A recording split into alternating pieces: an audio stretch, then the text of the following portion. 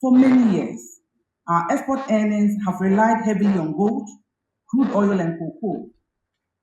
As recently as 2023, these three commodities accounted for over 70% of total merchandise export revenue.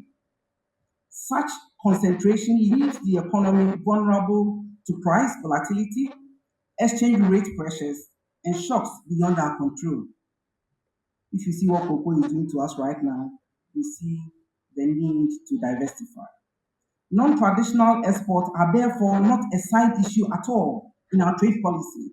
They are central to the work of economic transformation. They create jobs across agriculture, manufacturing, and services. They support value addition. They expand the country's sources of foreign exchange. They also help to build a more balanced and more durable economy.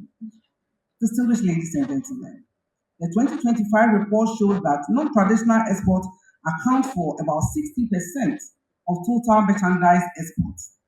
The report further shows that Africa accounts for 30.36% of total non-traditional export earning, with ECOWAS taking the larger share.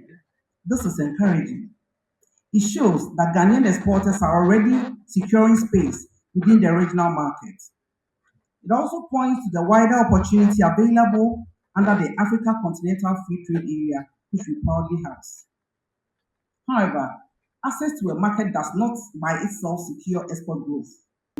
Firms must be able to produce consistently, they must meet standards, they must have working capital, they must move goods efficiently, and public institutions must respond promptly to the needs of businesses.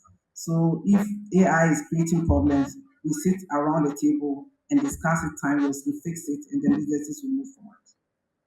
Great captains of industry.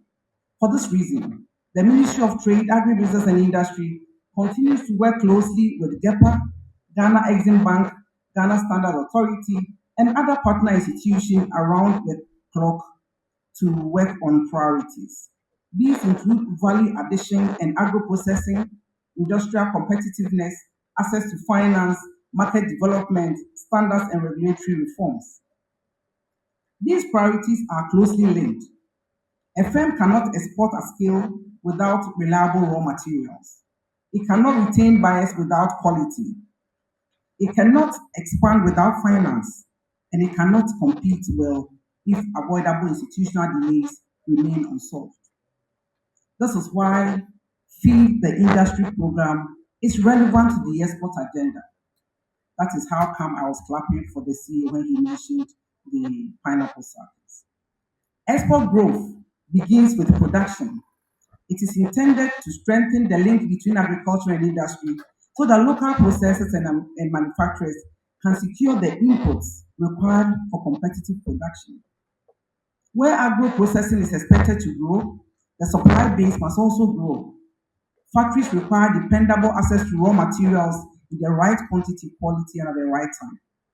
Distinguished ladies and gentlemen, to our exporters, I say this: your work is fundamental.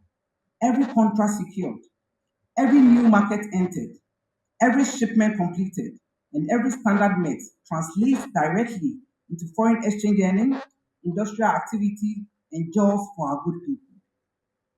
You are not just moving goods across borders, you are building the economic backbone of this nation. To our manufacturers and processors, this is the time to deepen value addition.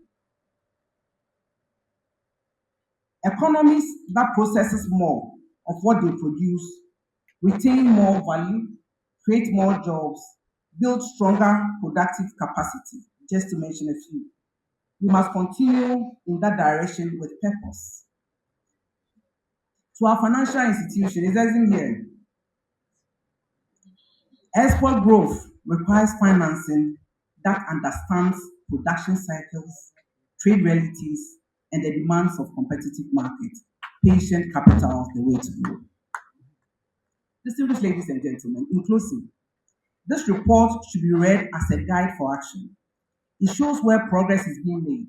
It also points clearly to where greater effort is required. I commend the Ghana Export Promotion Authority for its continued work in preparing this report and supporting Ghanaian exporters. I also take note of the advocacy for 20%. It will be a discussion between Exim and GEPA. Let's wins the battle. I also commend all exporters whose resilience and enterprise continues to strengthen the Made in Ghana presence in markets across the world. May God bless our effort. Thank you very